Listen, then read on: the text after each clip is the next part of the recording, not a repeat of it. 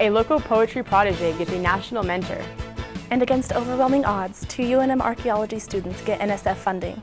The universities and journalism programs Newsport gets regional recognition. And food, that is New Mexico's local foods. I'm Lexie McGowen. And I'm Elisa Woody, and this is UNM News.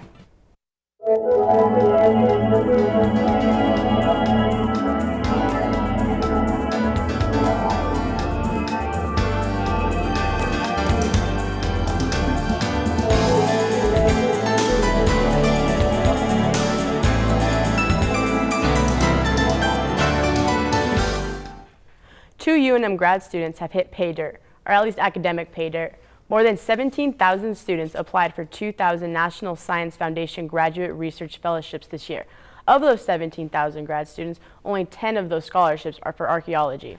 UNM students Melena Carvalho and Victoria Bowler both received fellowships, providing them money to continue their research. When we first applied, I was feeling like, okay, if anyone's going to get it, it's going to be Melena, because she's a PhD student. I'm a master's student. She has, her research takes her across to another country. Mine is here in the Southwest. I was stunned that both of us got it. Chances are really slim. Carvalho will use the fellowship to go to Portugal to continue her doctoral fieldwork on Neanderthals. Bowler will continue her master's studies on Southwest area dogs. When I was working as a park ranger at Gila Cliff Dwellings, I was getting a lot of questions about pets that maybe Puebloans had owned. And I didn't know how to answer that, but I realized not everyone has any experience with archaeology, but most everyone has a dog. And if people can relate to archaeology sites, there's a chance that they're going to help preserve them or learn about them. So I think that Southwest Dogs provides that tool to connect with the public, especially in the Southwest, about site preservation and the importance of archaeology sites. Kudos to the New Mexico Newsport. It won a Mark of Excellence Award for its Curious New Mexico news site at the Society of Professional Journalists Regional Conference this April in Albuquerque, covering entries from the states of New Mexico, Wyoming, Utah, and Colorado.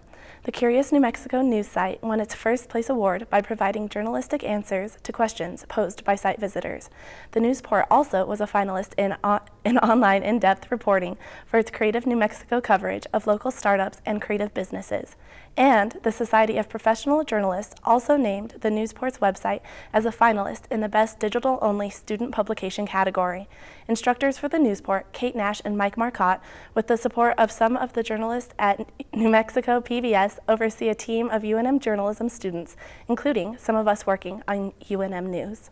Spring has sprung in the Duke City, and that means the city of Albuquerque is on the lookout for bands to play at the many city-sponsored events throughout the summer. Ricky Garcia reports on the recent local band showcase and the city's goals to showcase more local talent. Last year, the City of Albuquerque's Cultural Services hosted the first ever local band showcase at the Chemo Theater with 40 bands across 3 days. Harley Quinn from the City of Albuquerque's Cultural Services Department says this year they received over 75 applications, leaving them to narrow down the list to just 15 bands. There's so much great music here in New Mexico that it was difficult to figure out which bands, but at the end of the day, I think we did get a great set of musicians here. Musicians came from Los Lunas, Santa Fe, Albuquerque, and Madrid, where Kyle Goon's band Cactus Slim and the Goatheads came from. It was a great learning experience. I really enjoyed it. It was neat to present a couple of our original songs out to different people, and finally the sun came out. Clouds crowded the morning skies, but by showtime they were long gone. The focus wasn't on the weather or the number of people in the audience, but more about the music. It's a great opportunity for bands to showcase their music. As a city, we want to give the bands opportunities to play, and we're kind of looking at it as a way to find musicians and bands for future events. There'll be plenty of city events throughout the spring and summer months to keep the bands busy, but Goon is hoping that the city will plan the event on a different day. I think it's great. The only comments I've gotten would be maybe better on a Saturday than the Friday. There's probably about 20 people I know that would have come down, but they had to work. But this is really, really wonderful. After a great day of great music, the city plans to schedule all 15 bands at the upcoming events. This is Ricky Garcia reporting. We are joined today with Ricky Garcia. Thank you for joining us. Hello, thank you for having me. So you just covered this great music event, so could you tell us a little bit about it? All right, so last year the City of Albuquerque Cultural Services Department hosted this at the Chemo Theater with 80 bands stretched across 3 days. This year they wanted to make it a little different, so they hosted it at the Civic Plaza with only 15 bands in hopes of booking these acts for future events. So what other things are happening like this coming summer? Well, some of these bands, you can see them play at the Summerfest events there's going to be 4, the Heights Summerfest, the Route 66, the West Side, and the Downtown Summerfest. There's also Summer Nights at the Biopark.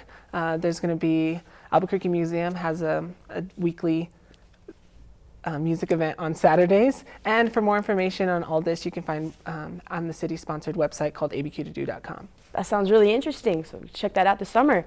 Thank you for joining us. Thank you for having me. Benny Keith hosted its annual food show at Isleta Resort and Casino this spring, and New Mexico certainly has plenty of local flavor.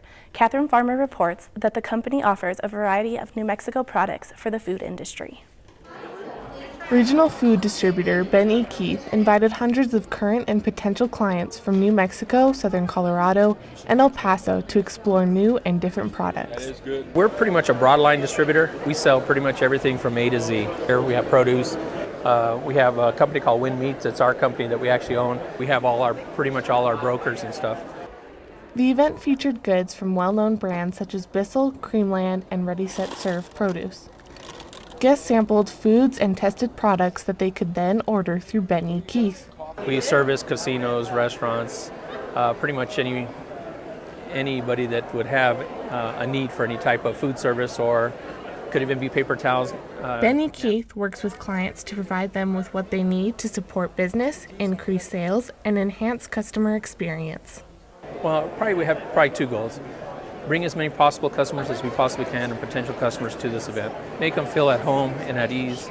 And probably the second thing, just to show them some different items or different products when it comes to the different vendors that we have here. Village of Eagle Nest Senior Center cook Jamie McCaslin attended the event for the first time. All of it is, I think, and all of the information is my favorite part. The show provides a unique opportunity for potential clients to learn more about goods in the food industry. A lot of very good products, and I will be using a lot of these products from the show. The food show gave all who attended new knowledge as well as full stomachs. This is Catherine Farmer reporting. Poetry is alive and well in Albuquerque, and one of our very youngest poets has earned some national attention and a trip to our nation's capital. Mercedez Holtry reports on Sarita Sol Gonzalez and her time in the national spotlight.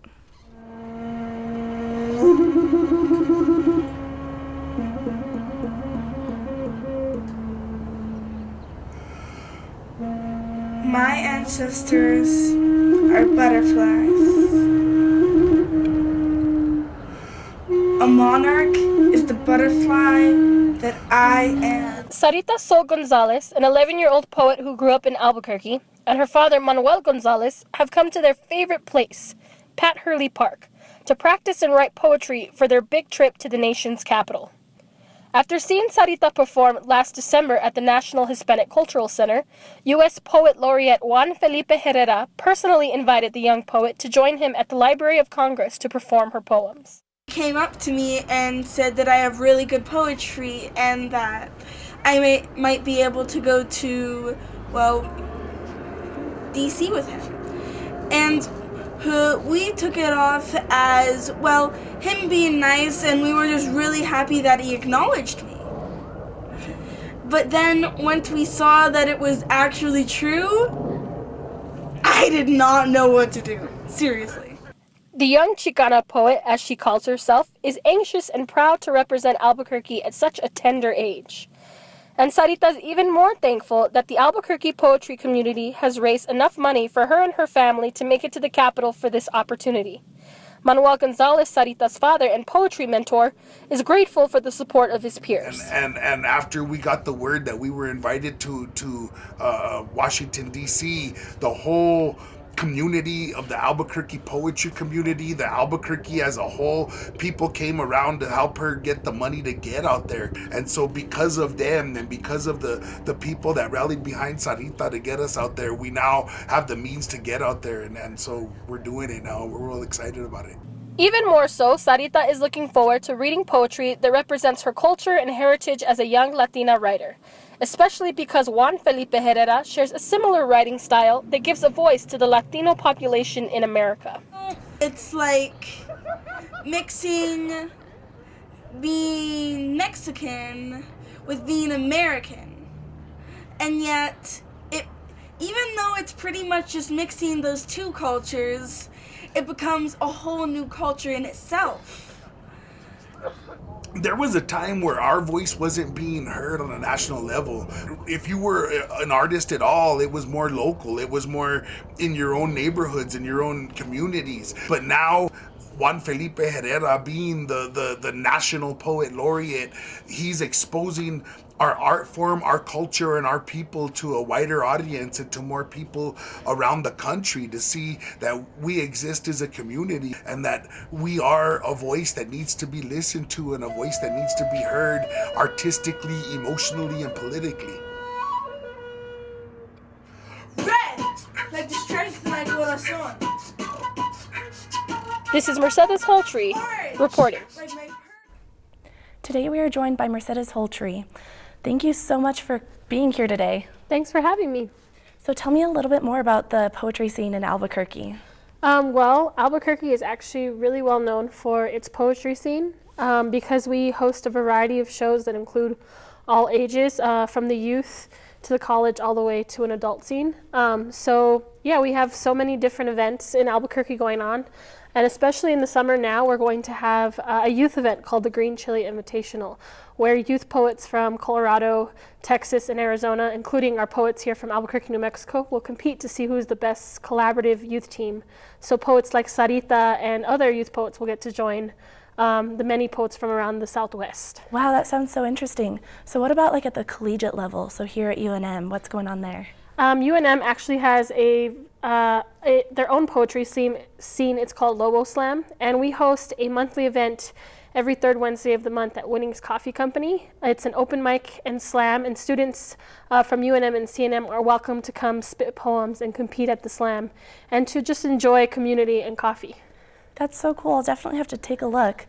So you said it's like at all ages and levels. So what about like at the adult level? What goes on there?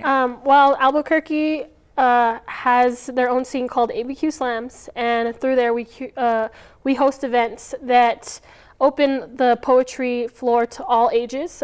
So youth, college, and adults are welcome to come spit poems, and then we take 6 of the best poets in Albuquerque to the National Poetry Slam in August. So they'll be featuring a lot in the summer at different variety shows for poetry. So it's really exciting. Wow, that's really interesting. Well, thank you so much for joining us today. Thank you for having me. Wow, I feel like the art scene is really growing in New Mexico. It really is. I'm Elisa. And I'm Lexie McGowen. Thank you for tuning in.